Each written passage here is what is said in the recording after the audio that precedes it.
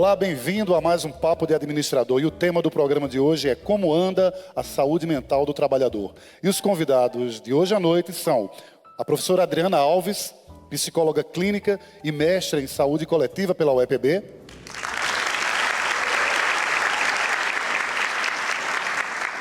E o professor Adriano Barros, doutor em psicologia clínica pela Universidade Católica de Pernambuco.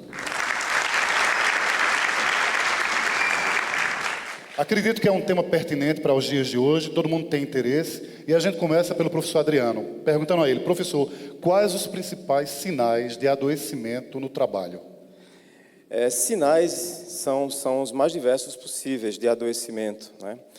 A própria sociedade, hoje a gente pode dizer que existe um processo constante de adoecimento desse trabalhador, no sentido até de construção do próprio significado para o trabalho. Hoje em dia nós vivemos um momento que existe uma precarização do trabalho, alguns direitos de trabalhadores vêm sendo retirados na realidade do Brasil, e isso tem causado não só o estresse já do cotidiano, que se estabelece como uma coisa, vamos dizer assim, mais ou menos natural do dia a dia do trabalho, mas ao mesmo tempo agrava a situação desse trabalhador e torna esse trabalhador mais vulnerável ao adoecimento, de modo geral, né? Então, você tem aí sintomas já conhecidos da população, como sintomas depressivos, transtornos de ansiedade, né? E o próprio estresse que acomete situações não só no campo psíquico, mas também no campo físico. Ok, professor, obrigado. Professora Adriana, qual a importância de um momento como esse e, de uma maneira geral, a gente falar desse assunto, tratar da saúde do trabalhador? Os dias de hoje, a gente sabe essa grande dificuldade no mundo do trabalho. Na verdade, todos nós, desde quando pequenos, a gente já direciona o nosso olhar, né? A gente já é culturalmente até criado, demonstrando que o trabalho ele é altamente significante para a gente. Então, ele é os nossos sonhos, ele é uma oportunidade realmente de criarmos o nosso papel enquanto ser de identidade. Então, a gente caracteriza sempre um olhar muito positivo para o trabalho. Mas, ao mesmo tempo, se a gente for olhar para a história do trabalho, o que é que a gente percebe?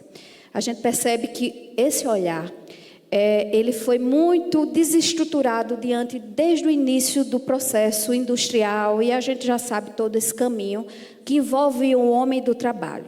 E isso, a significância, ela começa a ser realmente refletida.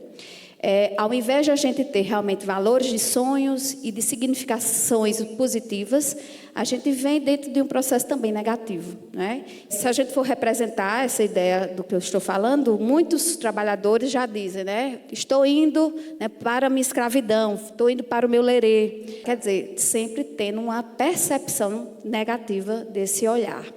Mas, ao mesmo tempo desse olhar negativo, temos esse olhar positivo que somos criados, não é? E aí uma contradição. Mas sabendo que Adriana Alves, ela é uma profissional. Ela é uma profissional que direciona como? Eu sou representada como uma identidade profissional. Ou seja, eu sou a psicóloga Adriana, eu sou a coordenadora que trabalha aqui na Facisa, fui professora. Então, olha, a representação não é apenas a minha pessoa, Adriana Alves de Oliveira, enquanto um ser, mas um ser que ela é direcionada a esse contexto também desse caminho de identidade profissional. Então, a gente vive nessa dualidade, né? De que a gente pode realmente construir um caminho da sociedade relacionada ao trabalho de uma forma mais positiva. Então, ter um momento como esse é altamente essencial para que a gente, enquanto gestores, principalmente vocês enquanto alunos, não é, profissionais das áreas que envolvem as gestões, as indústrias ou as demais empresas, possamos realmente refletir a nossa prática. Que prática é essa, onde o olhar humano ele está sendo desconstruído? A professora acabou de falar uma coisa muito interessante que faz parte da nossa cultura, e acredito não só a cultura nacional, que é, em alguns momentos, até brincar com o trabalho, associando ele ao lerê, à escravidão, aos aspectos negativos, que talvez haja até uma lógica histórica para isso, que eu não consigo levantar aqui agora, talvez o senhor possa até ponderar a respeito. Mas a pergunta é a seguinte: levando em conta isso que a Adriana considerou, levando isso que eu comentei agora, como eu posso tornar o meu trabalho algo prazeroso e bom para a minha saúde mental, já que eu passo uma boa parte do dia nele? É uma pergunta bastante complexa, na medida em que os processos subjetivos eles são diversos, né? O que motiva, o que me move é bastante diferente do que motiva e move o outro, né? A gente até brinca em dizer assim: ninguém motiva ninguém. A motivação é uma energia interna capaz de ser mobilizada por algumas coisas, mas mesmo assim ela é bastante subjetiva. A satisfação do trabalho é uma construção também histórica, né? Na medida como você iniciou sua fala pensando um pouco sobre os significados que o trabalho teve durante a história, como a professora também já colocou. Você tem uma Idade Média, por exemplo, em que o trabalho era tido como uma coisa extremamente negativa, realizado por pessoas inferiores, que eram os plebeus, né?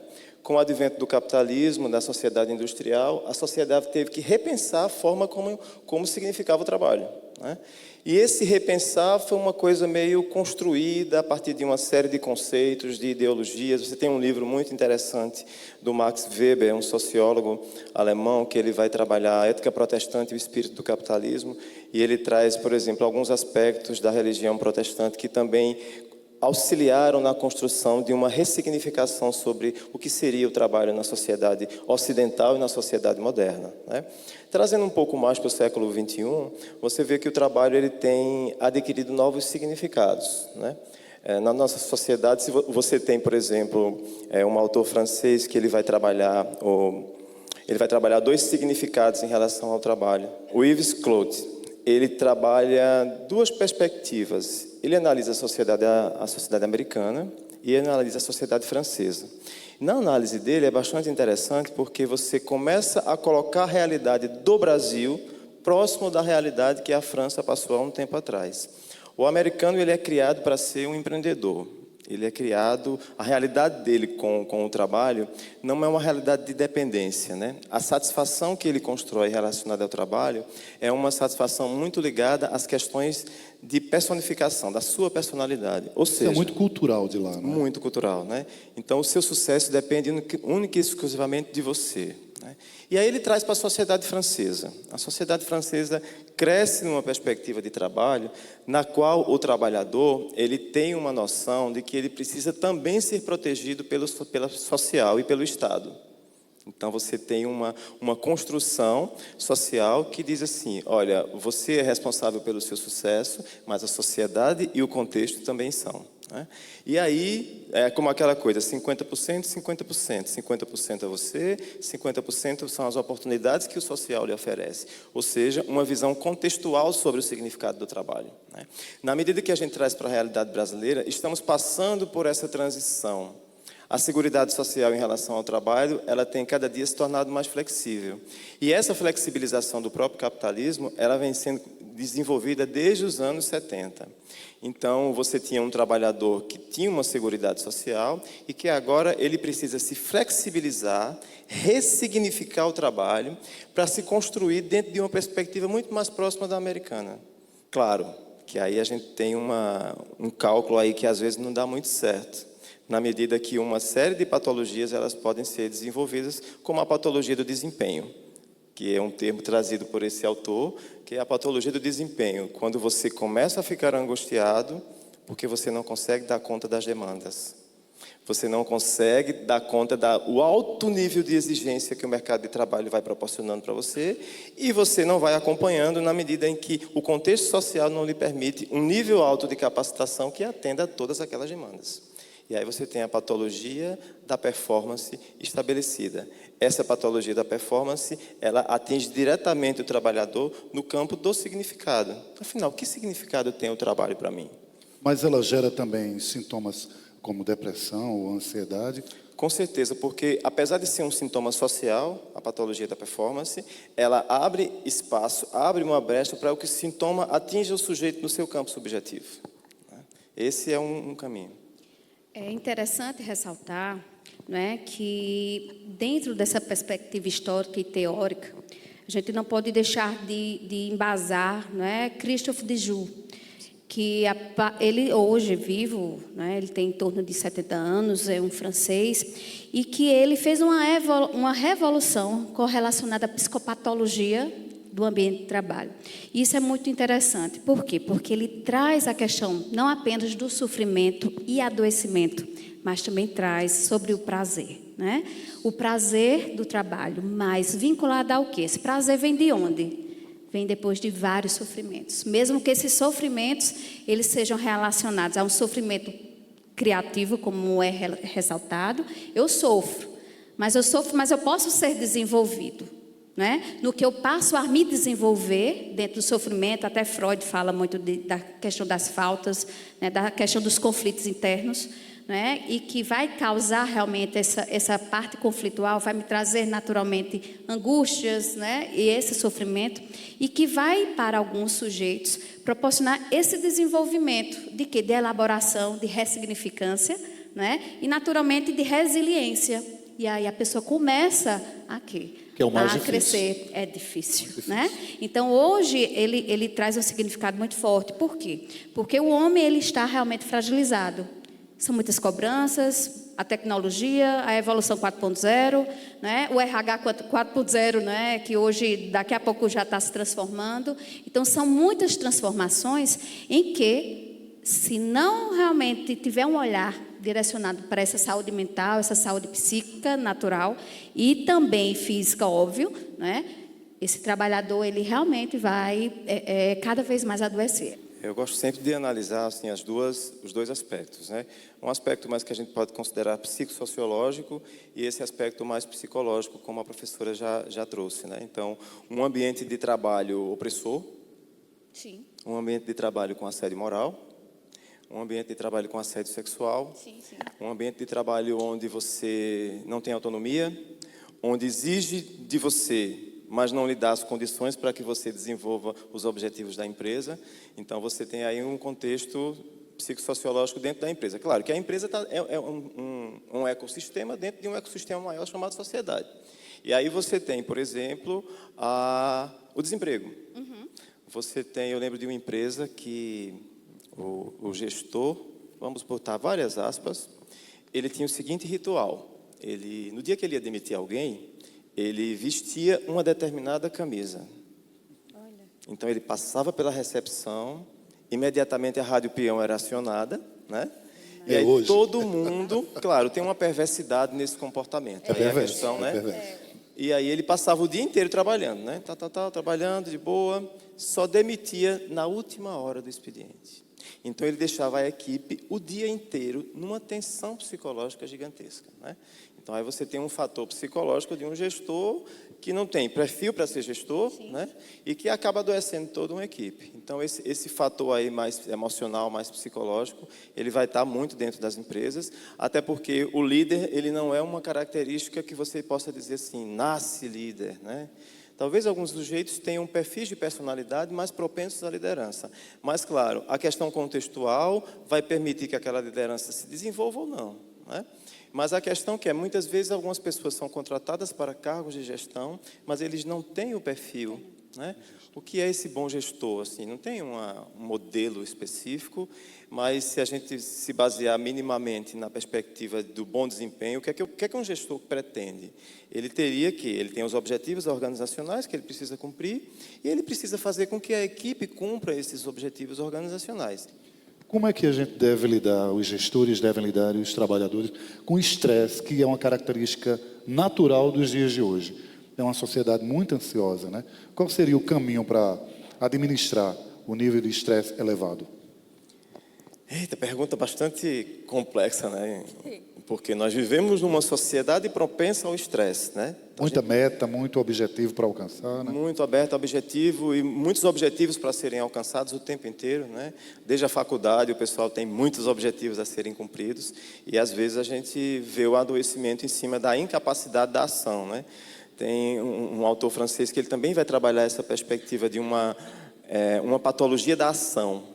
É quando o sujeito ele é impedido de realizar os seus objetivos, né? E muitas vezes a organização ela é montada em cima dessa perspectiva, né? Ela oferece, ela quer que o objetivo, ela necessita que esse objetivo seja realizado, mas as condições não são tão propensas. E aí vai causando uma frustração, e essa frustração vai depender. Também tem a questão dos sujeitos que lidam mais com a frustração, ou seja, são mais resistentes à frustração. Criam resiliência, né? Superam mais rápido a frustração, e vai ter aquele sujeito que no primeiro momento, dependendo da história dele, ele já vai estar um pouco mais fragilizado, né? Então, nesse caminho aí, as empresas elas acabam sendo também espaços de adoecimento. Claro, o objetivo é que não seja, né? O objetivo é que as empresas sejam espaços de busca, as organizações de maneira geral, espaços onde não existe uma discrepância muito grande entre o objetivo da instituição e o objetivo pessoal, de quem faz essa instituição. Professora, quais são as doenças que crescem mais atualmente no ambiente corporativo? Uma delas, como eu falei, é a síndrome de burnout, não é? Outro transtorno que a gente vive, né, que muitos dizem hoje, né, que é a doença do século, é a ansiedade, transtornos ansiosos, né, transtornos de ansiedade generalizada, depressão, transtornos de humor, né, entre vários outros. E reforçando um pouco o que a Adriana falou, é algo que vem muito dessa carga emocional, né, desse sujeito. A gente não sabe a história desse sujeito, a gente não escolhe a equipe, né? Quando vamos para o trabalho, a gente não escolhe as pessoas que vão trabalhar conosco. Então, é uma diversidade de cultura, de personalidades, de crenças, de N situações. E isso vai ser também, também a questão do humor, né? Então, não saber lidar com as diversidades, não saber lidar com os interesses individuais de cada um, né? E com as cobranças, como a Adriana falou, né? Que exigem, principalmente nesses dias atuais, dessa rapidez, né? Dessa inovação, dessa tecnologia, dessas metas que precisam ser alcançadas, né? Dessa questão da ação em si. Então, isso vai ser grandes geradores realmente de frustração. E isso vai causar N outras patologias. Para encerrar esse bloco, uma pergunta para os dois. O fator empatia por parte do líder e também dos liderados é algo importante ou não é determinante numa boa relação de trabalho? Acho que é fundamental, né? Existe o mito de que você deve separar o pessoal do profissional. É um mito.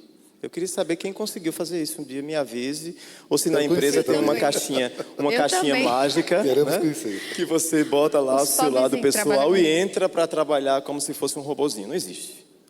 Então, se você está passando por alguma situação delicada emocional em casa, você leva para o trabalho inevitavelmente. O bom gestor que vai ter aquela sacada, que vai ter aquela sensibilidade, a empatia, que consegue perceber, ele consegue dar um suporte a esse trabalhador. Ah, mas eu não sou psicólogo, isso é coisa de psicólogo. Não. Promoção de saúde dentro da empresa também é função do gestor. Então, isso a gente discute muito em sala de aula, que é exatamente isso. Não tem chave, isso não tem uma vara de condão. Isso há a sensibilidade, como a Adriana falou. Então, quando a gente se preocupa com esse outro, quando a gente cuida desse outro, então, naturalmente, as outras questões, elas ficam como segundo plano. Mas aquele outro está sendo cuidado. E não existe coisa melhor de quando a gente precisa e é cuidado. O que é que a gente vai querer? Dar o amor. Vai fazer tudo por ele. Então, no ambiente de trabalho, quando a gente coloca amor naquilo que faz, é cuidado, é compreendido dentro das dificuldades e das nossas necessidades. Então, naturalmente, a troca ela é muito maior. E isso, os líderes, eles já ainda não conseguem, nem todos, óbvio, né? A gente se trabalha diariamente enquanto líder, né? Mas uma grande parte, ele não consegue enxergar. Por causa de quê? Porque eles têm N faltas dele. N dificuldades pessoais dele, e que na verdade não consegue enxergar nem nele, como é que ele vai enxergar nesse outro? Então, humanizar é realmente a gente cuidar do outro, é a gente realmente proporcionar esse amor. Não dizer que o trabalho a gente tem que agarrar com unhas e dentes, e sim com muito amor e carinho. Vamos agora ao primeiro intervalo do Papo de Administrador. A gente volta em seguida com esse tema muito pertinente da atualidade: como anda a saúde mental do trabalhador.